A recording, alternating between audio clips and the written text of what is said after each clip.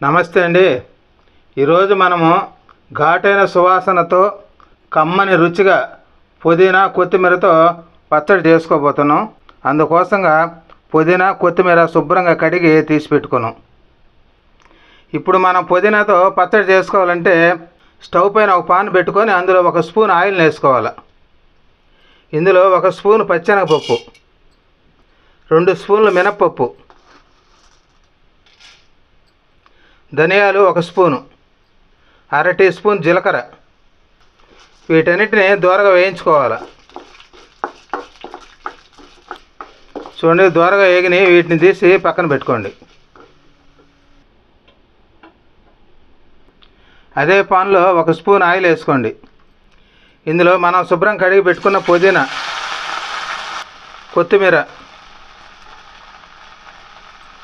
మనం కట్ చేసి పెట్టుకున్న పచ్చిమిర్చి 7, మనం కట్ చేసి పెట్టుకున్న 1 టమాటాను కూడా ఇందులో వేసుకోవాలి. కొంచెం చింతపండును కూడా యాడ్ చేసుకోవాలి.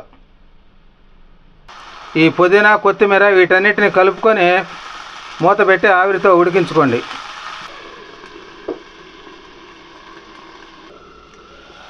చూడండి, 5 నిమిషాల పాటు ఈ పుదీనా కొత్తిమీరను ఉడికించుకున్నాం. ఒకసారి ఇవన్నీ కలిసేటట్టుగా కలుపుకోండి.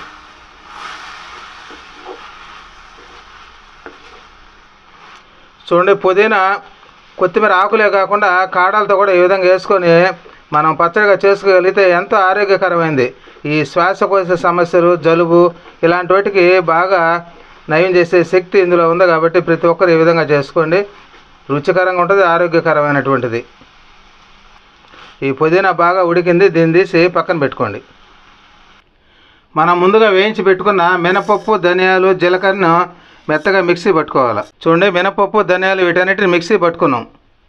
మనం ఉడికించి పెట్టుకున్న పుదీనా కొత్తిమీర వీటిని కూడా వీటిలో వేసి మిక్సీ పట్టుకోవాలి.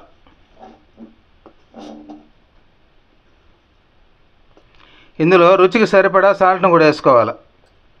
2 తెల్లపాయలు. ఇందులో వేసిన పుదీనా కొత్తిమీర వీటన్నిటిని మిక్సీ పట్టుకోండి. పుదీనాను కొత్తిమీరను మిక్సీ పట్టుకున్నాం, దీన్ని తీసి పక్కన పెట్టుకోండి. మనం ఇప్పుడు పోపు వేసే దానికోసంగా అదే పాన్లో 1 స్పూన్ ఆయిల్ని వేసుకోవాలి. 1/2 టీ స్పూన్ మినప్పప్పు, 1/2 టీ స్పూన్ పచ్చెనగపప్పు, 1/2 టీ స్పూన్ జీలకర్ర, 1/2 టీ స్పూన్ ఆవాలు, 2 ఎండుమిర్చి, 2 తెల్లపాయలు వీటన్నిటిని దోరగా వేయించుకోవాలి. ఇందులోనే కొంచెం కరివేపాకును కూడా వేసి వేయించుకోవాలి.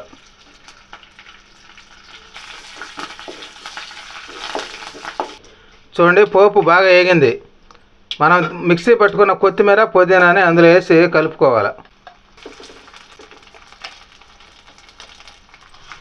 ఈ పుదీనా పచ్చడిలో ఈ పోపు బాగా కలిసేలాగా ఈ విధంగా కలుపుకోవాలి. ఇందులో ఒకసారి ఉప్పును చెక్ చేసుకొని స్టవ్ ఆపేసుకోండి.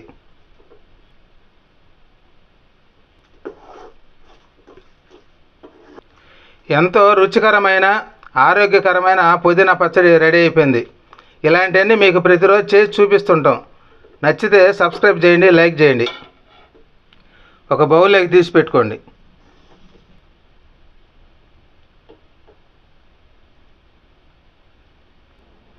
పుదీనా కొత్తిమీర పచ్చడి రుచిగా ఇలా చేసుకోండి.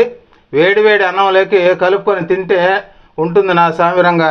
సూపర్గా ఉంటుంది. ప్రతి ఒక్కరు చేసుకొని ఇలాంటివి తిని ఆరోగ్యంగా ఉంటారని కోరుకుంటున్నాను. నమస్తే.